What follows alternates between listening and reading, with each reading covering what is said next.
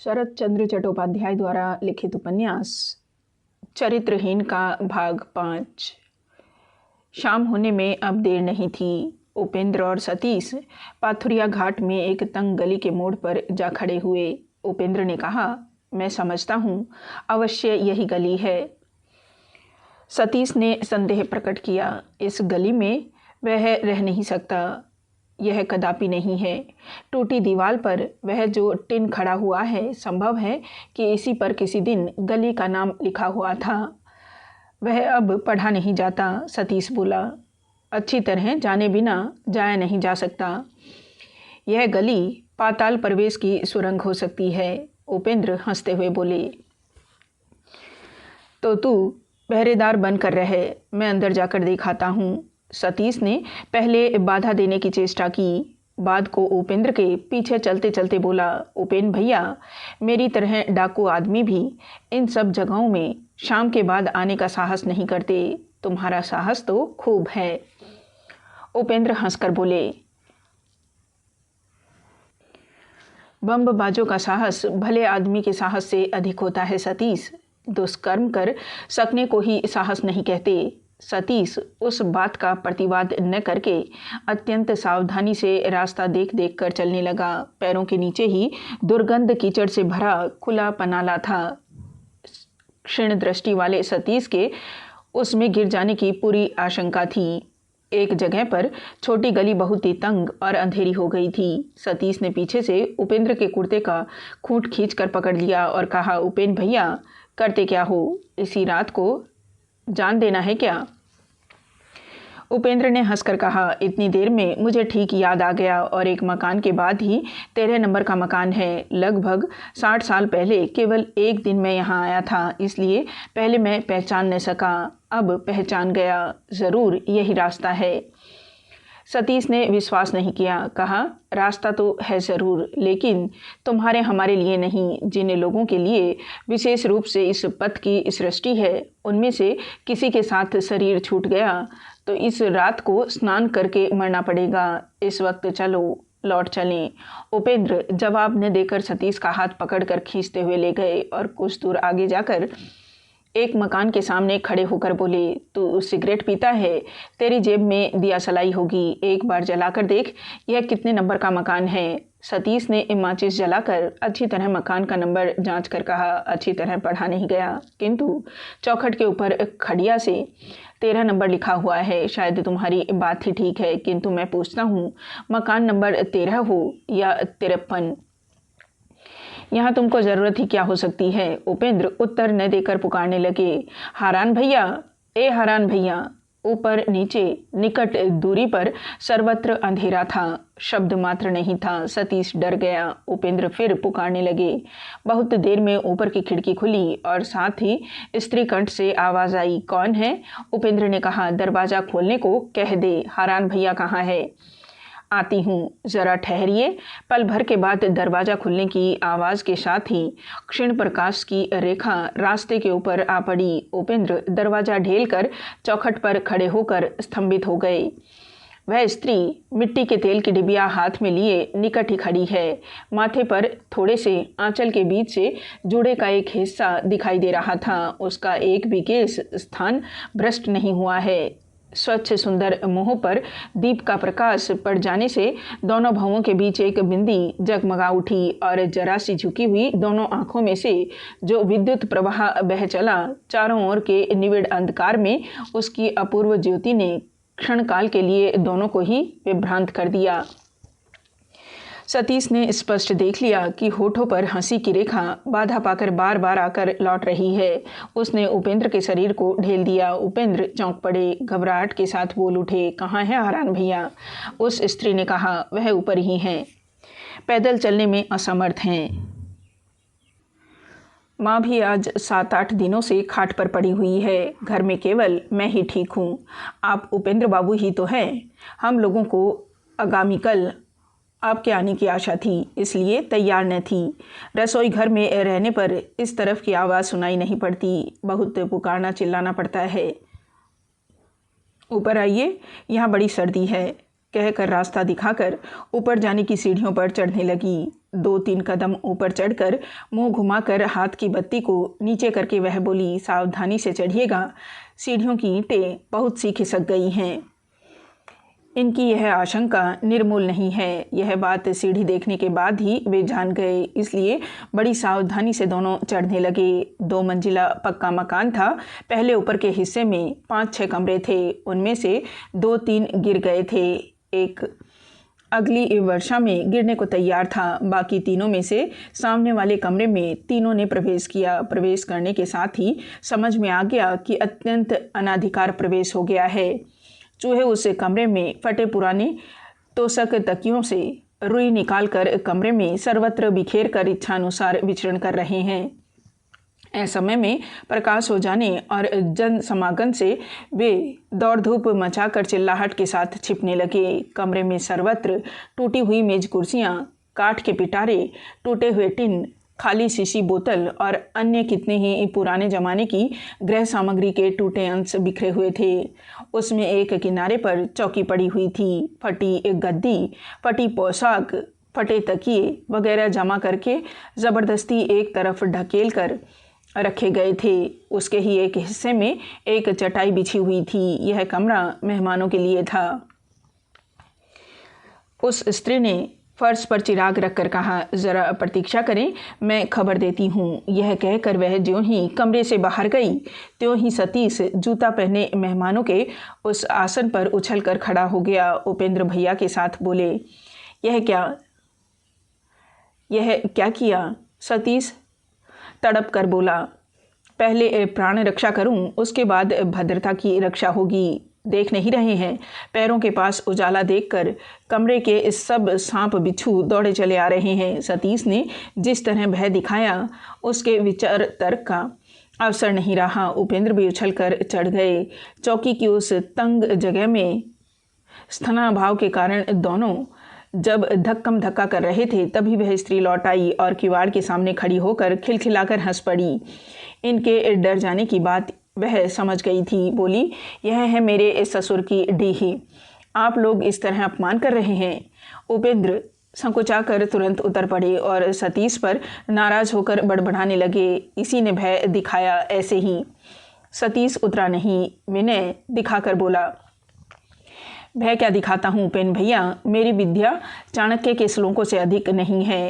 इतना ज़रूर सीख चुका हूँ कि आत्मरक्षा अति श्रेष्ठ धर्म है।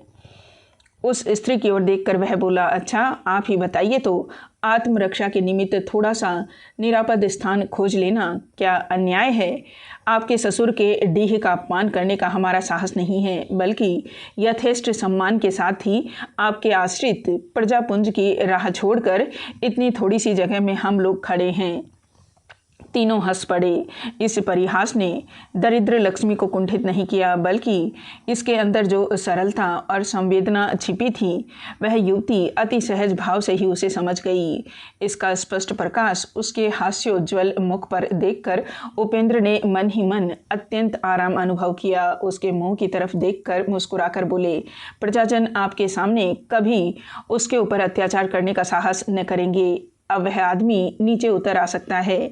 ज़रूर, कहकर चिराग हाथ में उठाकर वधू सतीश की ओर देखकर मधुर हंसी हंसकर बोली, अब निर्भयता के साथ राज दर्शन के लिए चलिए।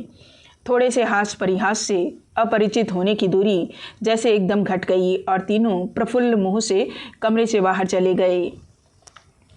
राज दर्शनेच्छु उपेंद्र और सतीश हंसी से भरे चेहरे से एक कमरे में घुसते ही अवाक होकर खड़े हो गए। क्रुद्ध गुरुजी का अचानक ही थप्पड़ खाकर हास्य निरत शिशु छात्र का मनोभाव जिस तरह बदल जाता है, उन दोनों आदमियों के मुंह की हंसी भी उसी तरह एक क्षण में गायब हो गई और चेहरे पर स्याही फैल गई। लांछित भाव दूर होते ही उपेंद्र ने बिछौने के पास जाकर पूछा, हारान भैया? हारान निर्जीव की भांति पड़े हुए थे। वह धीरे से बोले, आओ भाई आओ, अब मैं उठ बैठ नहीं सकता, तुमको मैंने कष्ट दिया। इतना कहकर वे हाँफने लगे। उपेंद्र धप से बिछौने के एक तरफ बैठ गया। उनके दोनों नेत्र आंसू से भर गए और समूची छाती से पसली तक को हिलाकर एक अदस्य बाष्पोच्छ्वास उनके कंठ की अंतिम सीमा तक व्याप्त हो गई। बात करने का उन्होंने साहस नहीं किया। दांतों पर दांत दबा खड़े होकर बैठे रहे। सतीश एक बड़े काठ के संदूक पर सूखे चेहरे से बैठ गया। उधर सैकड़ों जगह से कटी फटी खटिया के सिरहाने एक मिट्टी का चिराग टिमटिमा रहा था। अन्य कोई रोशनी नहीं है। इतना ही प्रकाश रक्त शून्य विवर्ण शीतल चेहरे पर लेकर हारान का मृत प्राय शरीर पड़ा हुआ था। सूर्य की रोशनी आकाश की वायु से हमेशा के लिए विच्छिन्न होकर इस ग्रह की अस्थि मज्जा में जो जीर्णता और अंधकार लालित और पुष्ट हो रहा है, वह इस कड़ाके की सर्दी में अत्यंत क्षीण प्रकाश में कुष्ठ रोगी की तरह समस्त दीवालों पर प्रकट हो रहा है। दिन रात बंद रहने वाले एक घर की दूषित अवरुद्ध वायु आत्महत्याकारी के मुंह से निकलने वाले जहरीले फेन की तरह निकलकर मानो ग्रहवासी की कंठनली प्रतिक्षण रुदती चली आ रही है। दरवाजे पर मृत्युदूत का पहरा पड़ रहा था। चारों तरफ देख देख कर सतीश बार बार सिहर उठा। उसे मालूम होने लगा कि यदि वह चिल्लाकर दौड़कर बिल्कुल रास्ते पर भागने जाएगा तो जान न बचेगी। यहाँ किसी आदमी का जीवन बचेगा कैसे? निकट ही वह खड़ी थी। उसी तरफ एक बार देखते ही वह डर गया। कहाँ चला गया वह अतुलनीय रूप? कहाँ वह हंसी? उसकी दृष्टि के सामने मानो किसी एक प्रेत लोक की पिशाचनी उठाई। वह सोचने लगा, जिसके पति की ऐसी दशा है वह हंसती है कैसे? हंसी मजाक में भाग कैसे लेती है? जूड़ा क्यों बांधती है? बाल क्यों संवारती है?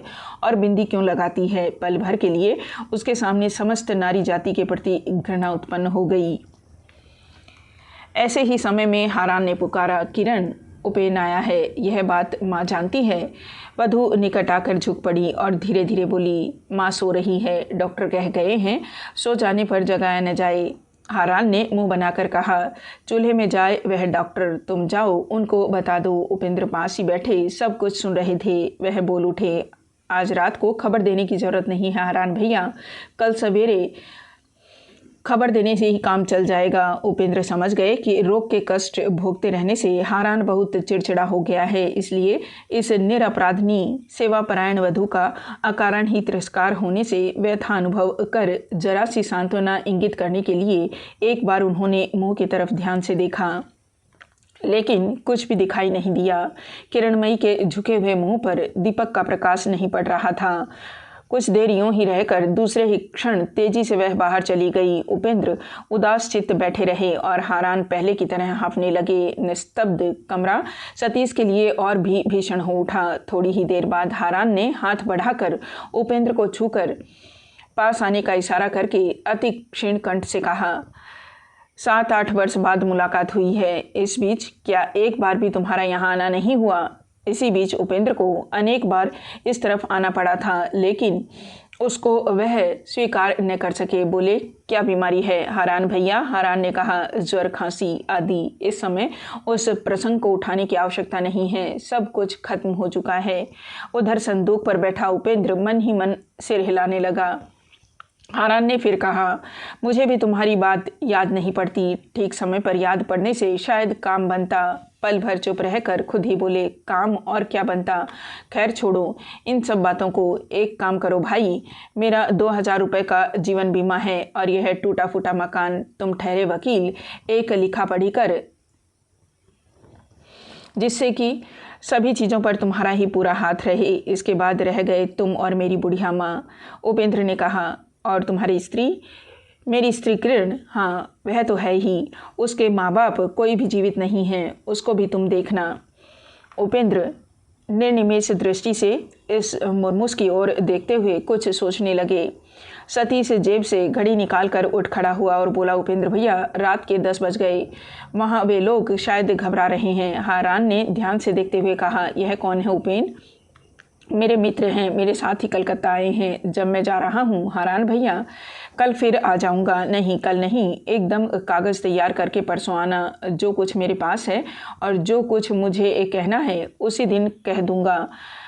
कहाँ जा ठहरे हो? यहाँ शहर में एक जगह अपने मित्र के घर ठहरा हुआ हूँ। जाने को तैयार होने पर हारान ने पुकारा, किरण। उपेंद्र ने तुरंत रोक कर कहा, हारान भैया, सतीश की जेब में दिया सलाई है, आराम से उतर कर जा सकूँगा, वह शायद काम में लगी हुई है। उसके जवाब में हारान ने क्या कहा समझ में नहीं आया। सतीश ने ज्यों ही किवाड़ खोले त्यों ही मालूम हुआ मानो कोई तेज कदमों से हट गया। वह डर कर पीछे खड़ा हो गया। उपेंद्र ने पूछा, क्या हुआ सतीश? कुछ नहीं, तुम आओ, कहकर वह उपेंद्र का हाथ पकड़कर बाहर आ खड़ा हुआ। कैसा निविड़ अंधकार था! एक तो कृष्ण पक्ष की रात और दूसरी ओर ऊंचे ऊंचे मकानों ने अंधेरे को ढेल कर आंगन में ला रखा है। इस टूटे मकान को अंधेरे ने घेर लिया है। दोनों ने टटोलते हुए सीढ़ियों के निकट आते ही देखा, नीचे चिराग लिए किरणमयी स्थिर होकर बैठी हुई है। इनके आने के साथ ही वह उठ खड़ी हुई, बोली, चिराग दिखा रही हूँ, सावधानी से उतर आइए। आप लोगों के लिए ही मैं बैठी हुई हूँ। इस अंधेरी ठंडी रात में, इस प्रचंड जाड़े में, सील से भरी भीगी धरती पर एकांकनी वधू को अपनी प्रतीक्षा में बैठी देखकर और आसन वैधव्य की बात याद करके उपेंद्र के नेत्रों में जल भर आया। सदर दरवाजा तब भी बंद नहीं हुआ था। नीचे उतरते ही सतीश बिल्कुल ही गली में आकर खड़ा हुआ, लेकिन उपेंद्र पीछे से बाधा पाकर घूम कर खड़े हो गए। किरणमयी अपने सकरुण तीव्र दोनों नेत्र उनके मुंह पर रखकर एक विशेष रुख बनाए खड़ी है। पल भर के लिए उपेंद्र हतबुद्धि की भांति स्थिर हो गए। किरण ने पूछा, उपेन बाबू, आप हमारे कौन हैं? इस अद्भुत प्रश्न का क्या उत्तर होना चाहिए उपेंद्र समझ न सके। उसने फिर समझाकर कहा, आप मेरे पति के कोई आत्मीय हैं। इतने दिनों से मैं इस मकान में आई हूँ, लेकिन किसी दिन आपका नाम उनसे सुना नहीं, माँ से भी नहीं सुना। केवल जिस दिन आपको पत्र लिखा गया उस दिन सुना, इसलिए पूछ रही हूँ। बाहर से सतीश ने पुकारा, उपेन भैया आओ ना। उपेंद्र ने कहा, नहीं, आत्मीय नहीं हूँ, लेकिन विशिष्ट मित्र हूँ। बाबूजी अब नोआखली में रहते थे। तब हारान भैया के पिता भी सरकारी स्कूल में मास्टरी करते थे। मुझे भी एक घर पर पढ़ाते थे। हारान भैया और मैं दोनों साथ साथ बहुत दिन पढ़ते रहे। किरणमयी ने हंसकर कहा, ओह, यह बात है, इसी के लिए लिखा पढ़ी करना। उपेन बाबू, आप सब कुछ अपने नाम लिख लेंगे ना? यह देखकर सतीश ने मुंह बढ़ा दिया। उसने झट ही जवाब दे दिया, ऐसी ही बात तो पक्की हुई है। हारान के एक कमरे से बाहर निकलते समय कौन तेजी से बाहर चली गई थी, इस बात को वह पहले ही समझ गया था। वधू ने उसकी तरफ घूमकर कहा, अच्छा तो आप भी हैं, अच्छी बात है। इतने दिनों तक इतने कष्ट उठाकर जैसे भी हो 2 वक्त 2 मुट्ठी अन्न जुट जाता था। अब राह में खड़ी रहने की आवश्यकता पड़ेगी। ऐसा ही हो, आप लोग ही सब बंटवारा कर लें। उपेंद्र आश्चर्यचकित हो गए।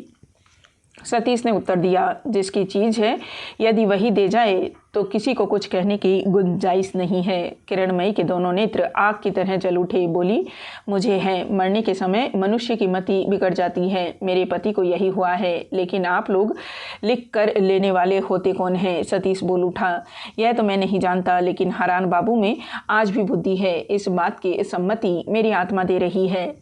किरणमयी ने विद्रूप के स्वर में उत्तर दिया, अच्छा,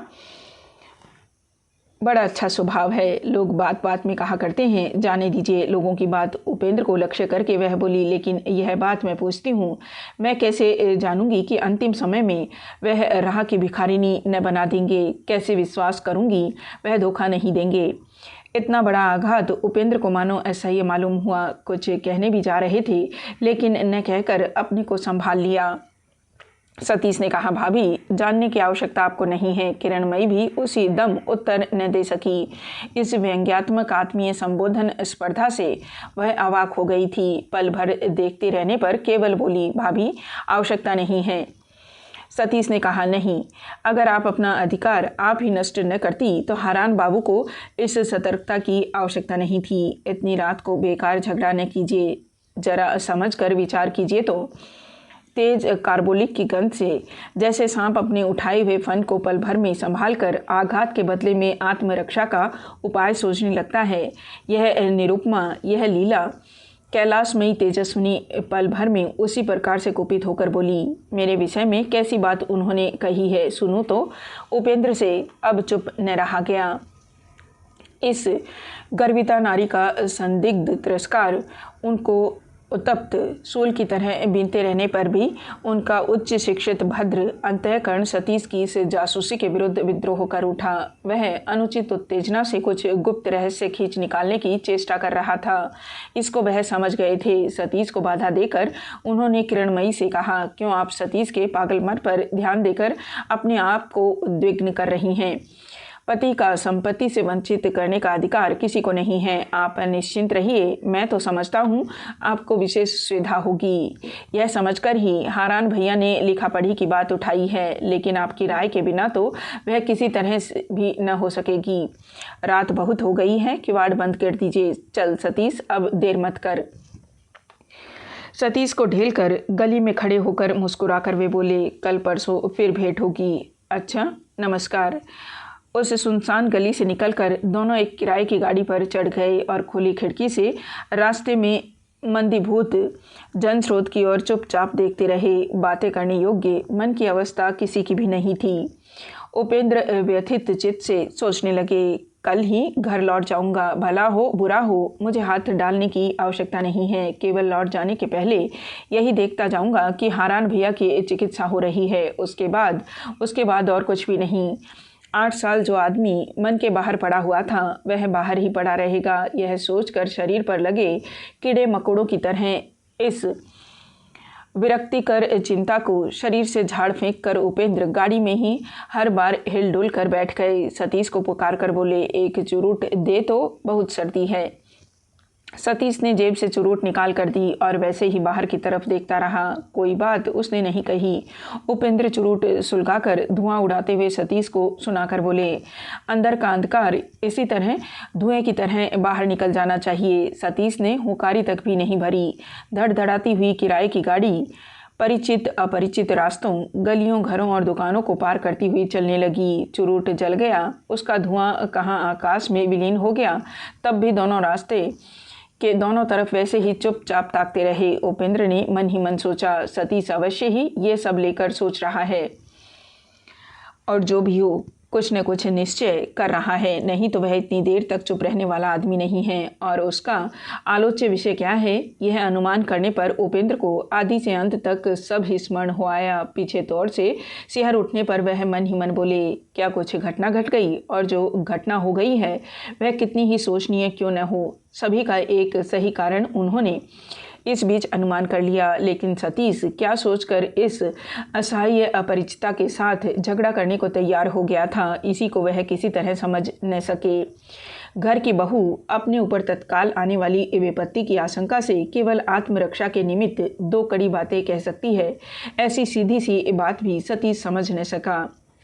इसी को वह विश्वास करने में समर्थ नहीं है। सतीश पढ़ा लिखा आदमी भले ही न हो, ना समझ तो नहीं है। उपेंद्र इस बात को जानते थे, इसलिए उन्होंने इतना अधिक दुख अनुभव किया। हारान के वसीयतनामे के प्रस्ताव में एक विशेषता रखने के कारण ही उपेंद्र थोड़े से समय में ही बहुत सी बातें सोच चुके थे। बाल्य सखा के मृत प्राय शरीर के पास ही बैठकर उन्होंने सोच लिया था कि इन अनाथ दोनों रमणियों का आजीवन भरण पोषण और रक्षण वेक्षण करूँगा। किसी स्वास्थ्यकर तीर्थ स्थान में एक छोटा सा मकान खरीद लूँगा।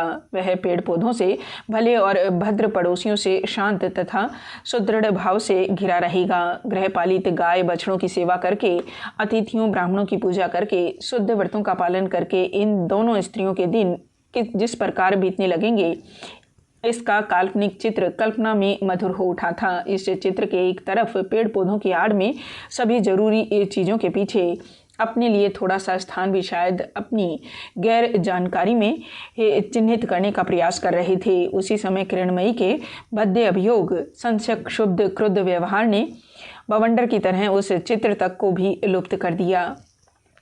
उपेंद्र फिर चुप न रह सके, पुकार कर बोले, सतीश तू क्या सोच रहा है। सतीश बाहर की ओर से दृष्टि हटाकर उपेंद्र की ओर देखते हुए बोला, क्या सोचता हूँ, जानते हो उपेंद्र भैया, लड़कपन में एक बंगला उपन्यास पढ़ा था, उसी को सोच रहा हूँ। उपेंद्र ने पूछा, कौन सा उपन्यास। सतीश ने कहा, नाम याद नहीं है, लेखक का नाम भी ठीक याद नहीं है, लेकिन वह कहानी मुझे याद है, ऐसी ही सुंदर है।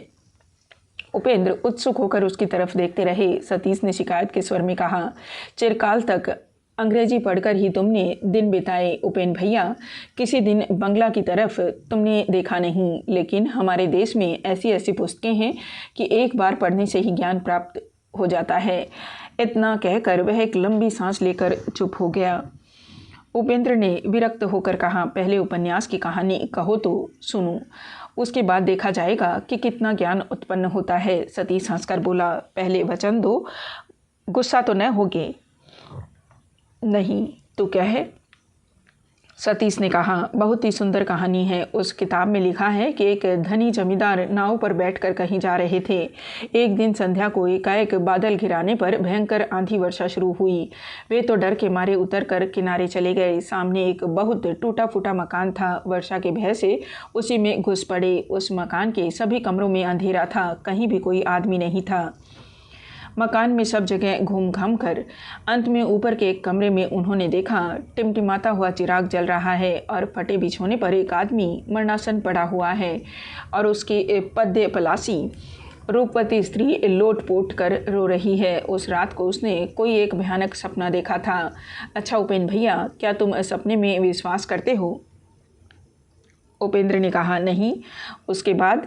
सतीश ने कहा, उसके बाद उसी रात को वह आदमी चल बसा। जमींदार साहब ने उस सुंदरी विधवा को अपने घर लाकर उससे बलपूर्वक विवाह कर लिया। चारों तरफ छी-छी होने लगी। उस दुख से उनकी पहली स्त्री ने विष खाकर आत्महत्या कर डाली।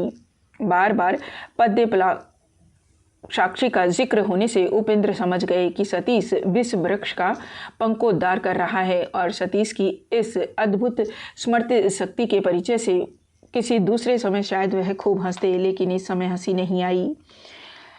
इस इधर उधर बिखरे हुए आख्यान के भीतर से एक इंगित तीर की तरह आकर उनकी छाती में बीत गया। उन्होंने मन में सोचा, यह तो सतीश की स्मृति नहीं है, यह उनकी आशंका है। यह आशंका क्या है?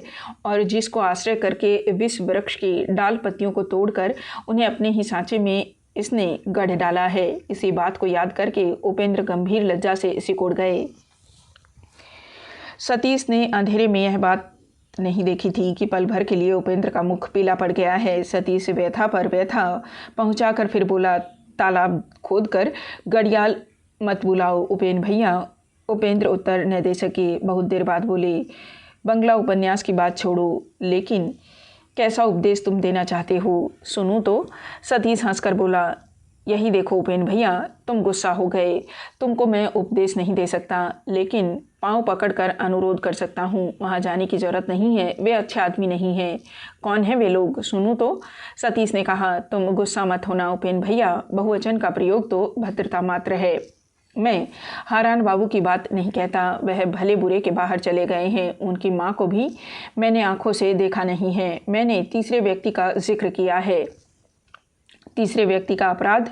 देखो सतीश, तुम्हारे बाबूजी अगर किसी दूसरे आदमी को अपना सर्वस्व लिख देने का संकल्प कर लें तो शायद तुम खुशी से नहीं झूमोगे। नहीं, तुम आशीर्वाद दो उपेंद्र भैया, बाबूजी को उसकी आवश्यकता ही न पड़े। वह मुझे अपना भला लड़का कहकर खुशी नहीं मनाते। यह मैं जानता हूँ, मैं उनका खराब लड़का हूँ, लेकिन यह खराब उनकी मृत्यु के समय में सजावट श्रृंगार करके माथे पर बिंदी लगाकर घूमता न फिरेगा। आज मेरी वाचालता को तुम क्षमा करो उपेंद्र भैया, लेकिन तुम्हारी ज़रा भी आँख रहती तो तुम देख पाते हारान बाबू का ऐसा प्रस्ताव केवल मन का ख्याल ही नहीं है, बल्कि अनेक दिनों की अनेक चिंताओं का फल है। सतीश ने फिर कहा, तुम यह ख्याल मत करना कि हारान बाबू तुमको समस्त भार सौंप देते समय अपनी स्त्री की ही बात भूल गए थे या लज्जा से कहने में असमर्थ हो रहे थे, बल्कि मुझे विश्वास है कि तुम यदि स्वयं ही उल्लेख न करते तो वह स्वेच्छा से कोई बात न कहते। उपेंद्र मन ही मन विरक्त होते रहने पर भी इतनी देर तक मौन होकर सुन रहे थे, लेकिन पर स्त्री के संबंध में यह सब संदिग्ध इंगित उनको असह्य हो उठा। वह कठोर स्वर में बोल उठे, सतीश, तुम इतने नीच हो गए हो, यह मेरी धारणा नहीं थी। शायद तुम आलाप परिचय के नीचे उतर गए हो। सतीश हंस पड़ा, बोला, नीच कैसे?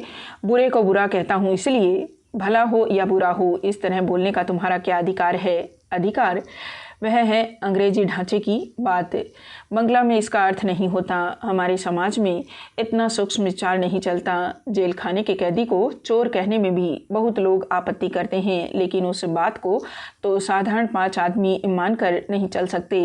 यह दूसरी बात है। चोरी साबित हो जाने पर उसको चोर कहते हैं। चोर जेल में जाता है, लेकिन इनके बारे में तुमको क्या सबूत मिला है? सबूत न मिलने पर भी बहुत से लोग जेल में जाते हैं। वह है जज साहब के हाथ में। हम लोग जिस बात को समझ नहीं सकते वे उसको समझ जाते हैं। फिर हम जिसको जेल की भांति स्वच्छ देखते हैं, इतने बड़े जज साहब के सामने वह पहाड़ पर्वत सा हो जाता है। आज तुम्हारे संबंध में भी यह बात लागू होती है। कुछ ख्याल मत करना उपेंद्र भैया, इतनी बड़ी दुनिया को आंखों के सामने रखकर भी बहुत से लोगों को ईश्वर का प्रमाण खोजने से नहीं मिलता। मैं जानता हूँ कि तुम नाराज़ होगे, क्योंकि सदा से ही तुम भलों के साथ मिलजुल कर भला देखकर भले ही बने हुए हो। लेकिन मेरी तरह बुरे भले को देखकर यदि तुम पक्के हो गए होते तो मैं तुम्हें इतनी बातें कहने की आवश्यकता न पड़ती।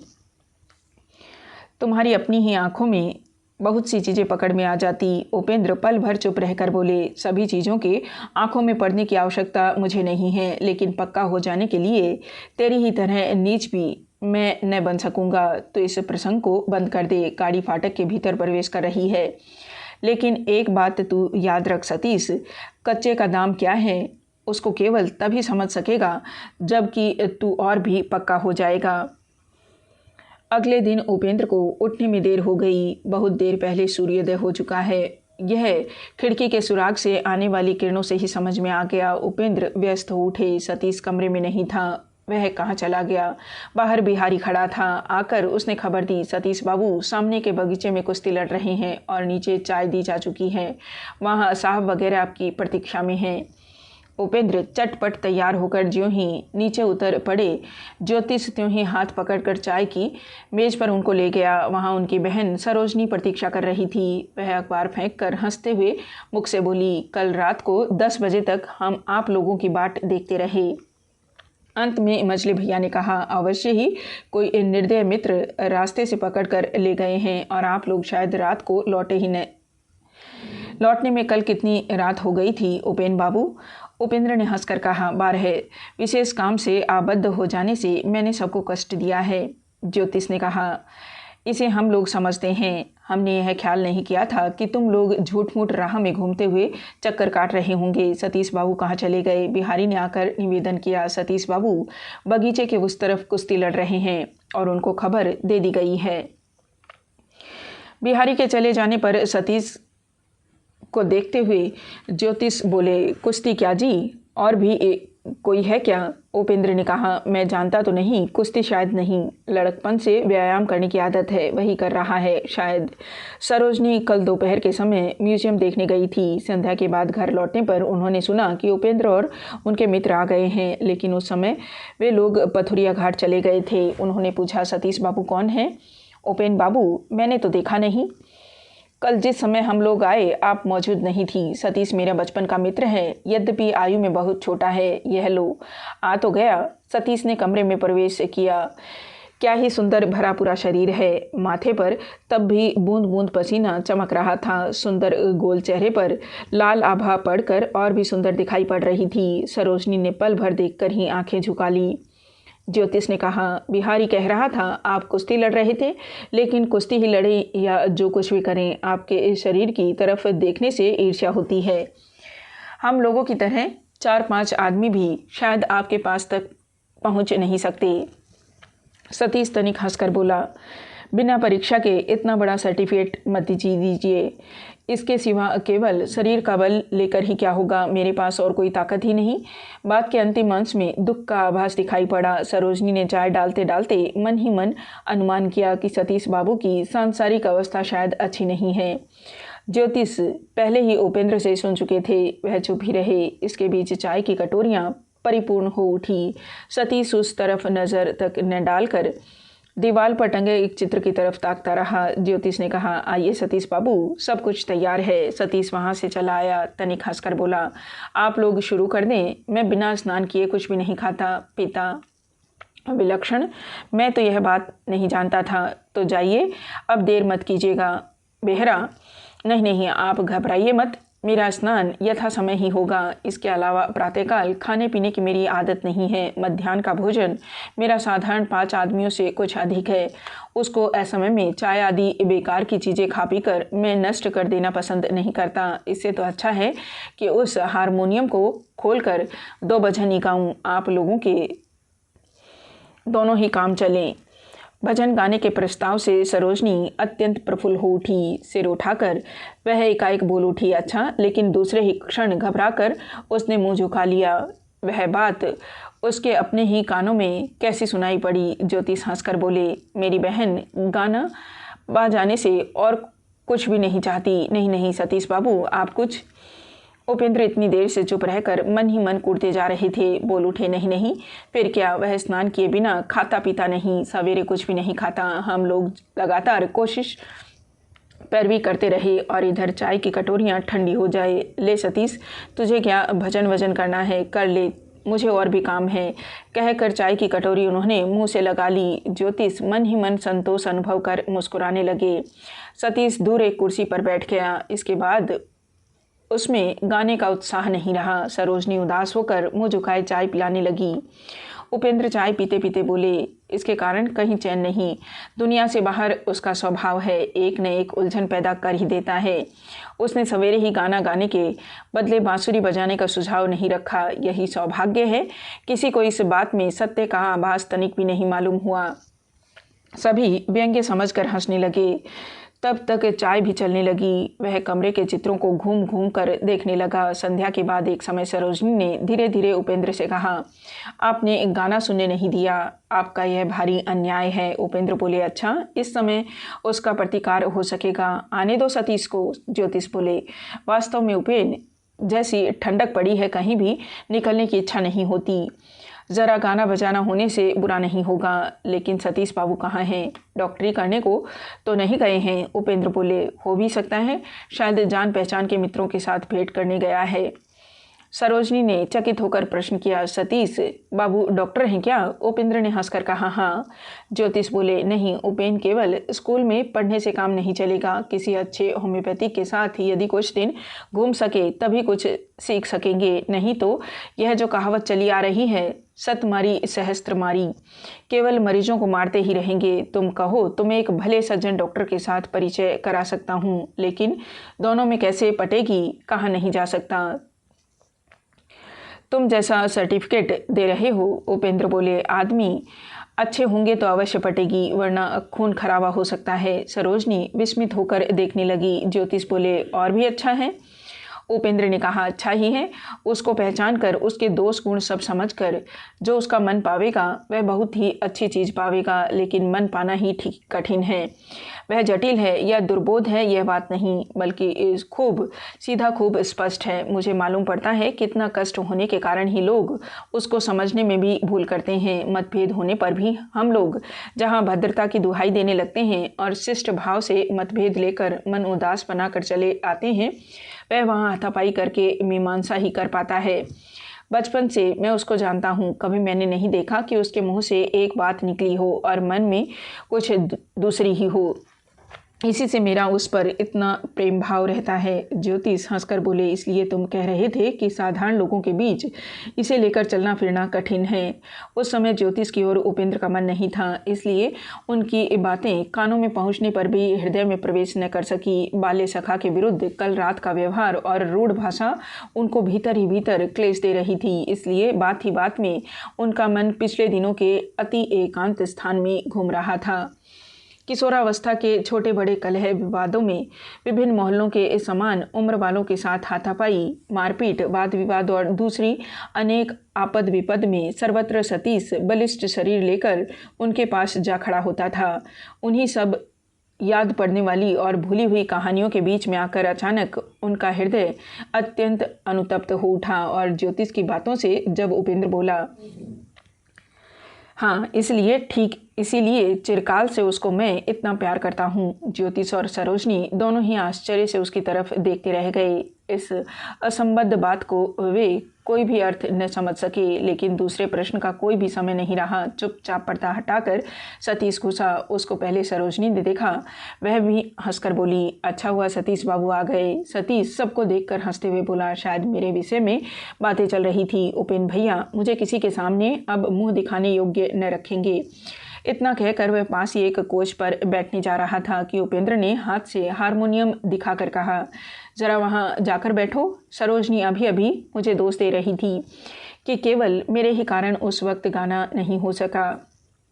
सतीश आसन पर बैठकर बोला, इस समय तो गाना हो नहीं सकता, यह तो मेरे बांसुरी बजाने का समय है। उपेन भैया, उस रात को कुछ देर से सभा भंग करने के बाद बिछोने पर लेटकर सरोजनी लंबी सांस लेकर मन ही मन बोली, वे यदि हमारे कोई आत्मीय होते तो उन्हीं से मैं सीखती, उसको संगीत सिखाने के लिए एक हिंदुस्तानी शिक्षक नियुक्त करती। उसी की जगह पर सतीश को नियुक्त करने के लिए तरह तरह के उपाय सोचती हुई वह सो गई। उपेंद्र और सतीश के चले जाने पर किरणमयी किवाड़ बंद करके खड़ी रही। अंधेरे में उसकी दोनों आंखें हिंसक जंतु की तरह जलने लगी। उसे ऐसा लगा कि दौड़कर यदि किसी के वक्ष स्थल पर काट लूं तो मेरी जान बचे। हाथ के चिराग को ऊंचाई पर उठाकर उन्मादों की तरह बोली, आग लगा देने का उपाय होता तो आग लगा देती, आग लगाकर जहाँ इच्छा होती चली जाती। चिल्लाहट पुकार मचाकर थोड़ा थोड़ा करके वह जल जाते, शत्रुता होने का समय नहीं पाते। जाड़े की रात में भी उसके ललाट पर पसीना निकल पड़ा था।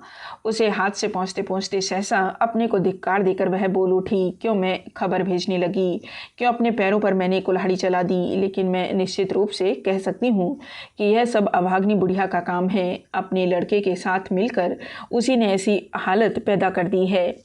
सतीश की बातें बिच्छू के डंक की भांति रह रह कर जलाने लगी। इन दोनों आदमियों ने कुछ बातें अवश्य सुनी हैं, इसमें लेस मात्र संदेह नहीं थी, लेकिन कितना और क्या क्या सुन चुके हैं यह ठीक तौर से समझ न सकने के कारण वह और भी छटपटाने लगी। उसके पति और सास दोनों ने ही मिलकर समझाया था कि उपेन की तरह भला आदमी कोई नहीं है, उसके आ जाने से फिर कोई कष्ट न रहेगा। क्यों उसने विश्वास किया था, क्यों उसने अपने हाथ से ही पत्र लिखा था। अंधेरे सीढ़दार आंगन में एक तरफ खड़ी रहकर यह क्रोधान्मत्त नारी इन लोगों के झूठे षड्यंत्रकारी पैशाची स्वभाव आदि के कितने ही आरोप लगाकर भी तृप्ति न पा सकी। क्रोध और हिंसा ने उसके हृदय में भयंकर तूफान उठा दिया था। उसका कण मात्र व्यक्त कर देने की भाषा भी जब उसे याद नहीं पड़ी, तब वह मन तन से प्रार्थना करने लगी कि वह अर्धमृत आज ही रात को समाप्त हो जाए। 2 दिन के बाद सवेरे रसोई घर में बैठी किरण तरकारी काट रही थी। नौकरानी ने आकर खबर दी, डॉक्टर साहब आए हैं। किरण ने कहा, जाकर उनसे कह दे माँ आज अच्छी हैं। दासी कुछ आश्चर्य में पड़ गई, कुछ देर तक देखती रहकर बोली, वह उसी कमरे में बैठे हुए हैं। उसकी बात के विशेष अर्थ की ओर तनिक भी ध्यान न देकर किरण ने सहज भाव से कहा, उसकी दवा तो कोई खाता नहीं, फिर भी वह क्यों आता है मैं नहीं जानती। तू अपने काम पर जा, वह स्वयं ही चला जाएगा। इस डॉक्टर की दवा काम में नहीं आती। दासी के लिए यह कोई नई बात नहीं थी, इसलिए इसके उल्लेख की कोई आवश्यकता नहीं थी, किंतु क्यों वह आता है यह प्रश्न पूर्ण रूप से नया था। यह आश्चर्य में पड़कर सोचने लगी, कल संध्या को मैं घर चली गई थी, इसी बीच हठात कौन सी ऐसी घटना हो गई कि डॉक्टर का इस मकान में आना तक अनावश्यक हो गया। फिर भी साहस करके वह एक बार बोली, अच्छा मैं तरकारी काट देती हूँ, तुम एक बार आओ ना। किरणमयी अत्यंत रूखे भाव से बोली, तू जा, अपना कुछ कामकाज हो तो जाकर कर। इस आकस्मिक तथा अत्यंत अनावश्यक उग्रता से दासी एकदम सहम गई। इस घर में वह बिल्कुल ही पुरानी न होने पर भी नई नहीं थी। इसके पूर्व भी ऐसे अकारण रूखेपन का परिचय वह पा चुकी है, किंतु ठीक इस प्रकार की बात स्मरण न कर सकी। कोई और समय होता तो वह भी शायद क्रोध करती, किंतु आज उसने नहीं किया। अति आश्चर्य से स्तब्ध रह गई। थोड़ी देर चुप रहकर धीरे धीरे उस कमरे के दरवाजे के पास जाकर बोली, वह काम में लगी हुई हैं, इस समय आप जाएं। डॉक्टर पैरों के पास बैग रखकर उसी चौकी के पास बैठा था। बोला, काम में लगी हुई हैं, काम तो मुझे भी है। दासी ने कहा, तो जाओ ना बाबू। डॉक्टर अवाक रह गया, बोला, एक बार जाकर कह दो, मुझे एक विशेष काम है। दासी ने कहा, आप समझते क्यों नहीं हो बाबू, मैंने खूब कहा है और अधिक न कह सकूंगी, वह सब मैं कुछ नहीं जानती, आप आज जाएं। यह कहकर वह चली गई। इस अवहेलना और लांछना ने पहले तो डॉक्टर को गंभीर आघात पहुंचाया, किंतु दूसरे ही क्षण एक लज्जाजनक दुर्घटना की संभावना उसके मन में उठने के साथ ही वह भीतरी बात क्या है सुनने के लिए व्याकुल हो उठा। उसको प्रतीक्षा करने में आपत्ति नहीं थी और प्रतीक्षा करता ही रहा, किंतु कोई भी लौट कर नहीं आया। तब खड़ा खड़ा कितनी क्या सोचता रहा, इसका विचार करके बैग उठाकर जब खड़ा हुआ और निगाह उठाई तो देखा दरवाजे के सामने ही किरणमयी है। डॉक्टर ने अपने उद्दत अभिमान को रोककर कहा, जरा हटो, बड़ी देर हो गई और भी बहुत से रोगी राह देख रहे हैं। माँ जी अच्छी है ना, अच्छी है कहकर किरणमयी एक और हटकर खड़ी हो गई, किंतु डॉक्टर के पैर उठे नहीं। फिर भी जाने का प्रस्ताव स्वयं ही करके खड़ा रहना भी कठिन हो गया। किरणमयी मुस्कुराने लगी, बोली, जाओ ना। डॉक्टर ने मुंह पर उठाकर भौवें सुकड़कर कहा, तुम क्या समझती हो कि मैं जाना नहीं जानता? मैं क्या पागल हूँ कि समझती हूँ कि तुम जाना नहीं जानते? हाँ, डॉक्टर कितने रोगी तुम्हारी राह देखते होंगे, सुनो तो, कहकर और मुंह घुमाकर वह हंसने लगी। कुपित डॉक्टर की पहले यही इच्छा हुई कि उस मुंह पर थप्पड़ मारकर बंद कर दे, किंतु वह काम तो संभव नहीं था। केवल बोला, तुम जाओ। मैं कहाँ जाऊंगी? मकान है मेरा, जाना तो तुमको ही होगा, मैं जा रहा हूँ, कहकर ज्यों ही वह जाने को तैयार हुआ त्यों ही किरणमयी ने दोनों चौखटों पर हाथ रखकर मार्ग रोककर कहा, जा रहे हो, किंतु यह जान कर जाओ कि यही जाना अंतिम जाना है। उसके कंठ, स्वर और चेहरे के आकस्मिक परिवर्तन से डॉक्टर शंकित हो उठा, लेकिन मुँह से बोला, अच्छी बात है, यही अंतिम जाना है। किरणमयी बोली, सचमुच ही अंतिम जाना है, जबकि तुम आ गए हो तब स्पष्ट रूप से ही सब जान जाओ। अच्छा, वहाँ उसी जगह बैठ जाओ, अब खोल कर कहती हूँ। यह कहकर डॉक्टर का बैग लेकर उसने स्वयं भूमि पर रख दिया और कुर्सी दिखाकर बोली, रसोई बन रही है, समय नहीं है, संक्षेप में कहती हूँ। इसी समय दासी ने आकर खबर दी, दो बाबू आ रहे हैं। उसके साथ ही जूते की आवाज़ सुनकर किरणमयी व्याध भय से भीत हिरणी की भांति दासी की जोर से ढकेल कर कमरे से दौड़कर भाग गई। डॉक्टर और नौकरानी आश्चर्य में पड़कर एक दूसरे के मुंह को ताकने लगे। थोड़ी ही देर के बाद जूते की आवाज़ द्वार के निकट आकर रुक गई। डॉक्टर ने देखा, दो अपरिचित भले आदमी हैं। दोनों भले आदमियों ने देखा डॉक्टर हैं। उनके कोट के पॉकेट से हृदय परीक्षा की चोगों ने अपनी गर्दन बढ़ाकर परिचय दे दिया। उपेंद्र और सतीश ने देखा डॉक्टर का चेहरा अत्यंत सूखा है। दुर्घटना की आशंका करके पूछा, आपने कैसा हाल देखा डॉक्टर साहब? डॉक्टर मौन रहा, उसका चेहरा और भी काला हो गया। उपेंद्र ने और अधिक शंकित होकर प्रश्न किया, आप कैसे हैं? तो भी डॉक्टर ने बात नहीं कही। बेहल की भांति वह ताकता रहा। दासी ने कहा, तुम जाओ ना डॉक्टर साहब, अभी खड़े क्यों हो? डॉक्टर व्यग्र होकर बैग उठाकर बोला, मैं जाता हूँ, मुझे बहुत काम है, कहकर उपेंद्र और सतीश के बीच से ही वह तेजी से नीचे उतर गया। और इस महाजन का पदानुसार करके दासी कहाँ विलीन हो गई, यह बात जानी भी नहीं गई। उस सुनसान टूटे मकान के टूटे बरामदे में दिन के 9 बजे उपेंद्र और सतीश चुपचाप आश्चर्य से एक दूसरे का मुंह देखने लगे। कुछ देर बाद सतीश बोला, उपेंद्र भैया, हारान बाबू की माँ क्या पागल है? उपेंद्र बोला, वह हारान भैया की माँ नहीं है, और कोई है, संभवतः दासी है, किंतु मैं सोचता हूँ डॉक्टर उस तरह क्यों चला गया? सतीश बोला, ठीक चोर की भांति, मानो पकड़े जाने के भय से भाग गया। उपेंद्र अन्य मनस्क भाव से बोले, प्राय कहीं कोई भी दिखाई नहीं पड़ता, यह कमरा हारान भैया का है ना? सतीश बोला, हाँ, चलो उसमें, किंतु हठात घुसने का साहस नहीं हो रहा है, मुझे डर लग रहा है, शायद कोई घटना हुई है। सतीश बोला, ऐसी बात होने से रोने धोने के लिए आदम जुट जाते, ऐसी बात नहीं है। ऐसे ही समय में दिखाई पड़ा उस और बरामदे में घुसकर किरणमयी आ रही है। जान पड़ा था मानो अभी अभी वह रो रही थी, आंखें पोंछ कर चली आ रही है।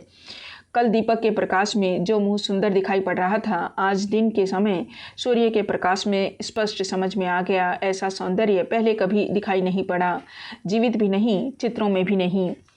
बहू ने कहा, आज हम लोग तैयार नहीं थे, मैंने सोचा था कह जाने पर भी शायद न आ सकोगे। सतीश की ओर देखकर सहसा मुस्कुराकर बोली, बउआ जी भी हैं?